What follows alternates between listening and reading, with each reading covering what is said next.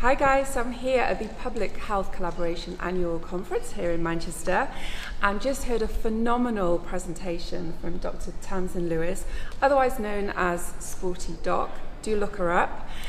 And Tamsin, I wanted to ask you for our viewers. Firstly, thank you so much for squeezing me in before lunch. You talked a little bit about food being information, so that we're not, our kind of fate as we grow older. You talked about health span and growing old, not just growing old, but growing old well. Yeah. So can you give us just enjoying the years, last years of your life, instead of slogging through them. Okay, which is what here in the West we sort of typically have the last 15 years of our lives, sort of chronic disease. What can you just give our viewers in just a couple of minutes, just a brief overview of how they can increase their health span, as you call it? Well, as you heard from the talk, I'm a big fan of the whole 80-20 principle. I think people get carried away and they have to be 100% perfect on lifestyle and diet all the time, but I think that general principles you can use from day to day that can really help improve how you feel and function, so that you don't end up aging or just accepting that you're getting older, that the joint pains, that the back pains, that the migraines, all of it is just an inevitable part of aging, because it really isn't.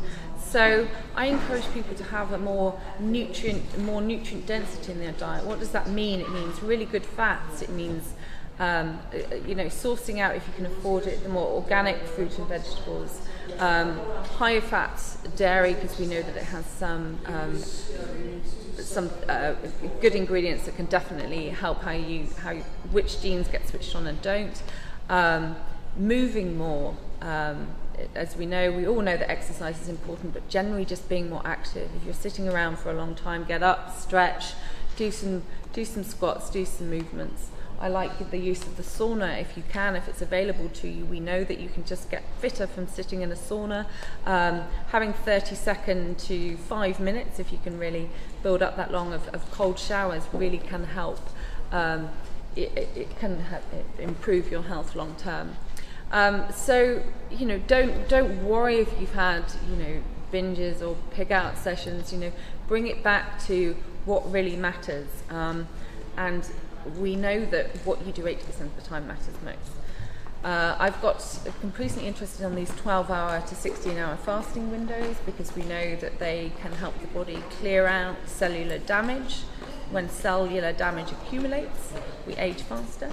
So, stopping eating at sort of 8 o'clock at night and not eating again till 8 or 10 the next morning, it can be really helpful. You've obviously got to make sure that you ate enough during that time window, so you're not starving hungry, because otherwise you won't sleep. So having lots of, filling up with good fats, avocados again, chicken thighs, eggs, nuts, seeds, olive oil. I use a lot of oils in the diet: flaxseed oil, olive oil, pumpkin seed oil, lots of varieties of oils there. All of those little tips and tricks. And exercise. But you don't need to be. You did Ironman, didn't you? Yeah. So you were a proper athlete.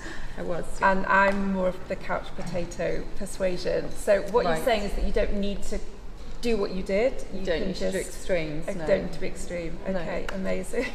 But you do need to, I think if you're going to do one thing, is just do some strength exercises for the legs. Anyone can go to YouTube and find leg strengthening class, or I like Gillian Michaels, she's quite good fun on YouTube. Okay. You can do a 10-minute session and literally a few squats, a few lunges, and we know that is going to make you improve how your body deals with glucose, and how your body and your metabolism. So 10 minutes really does help. Okay, people think it's not worth it, but it really is. Okay, brilliant.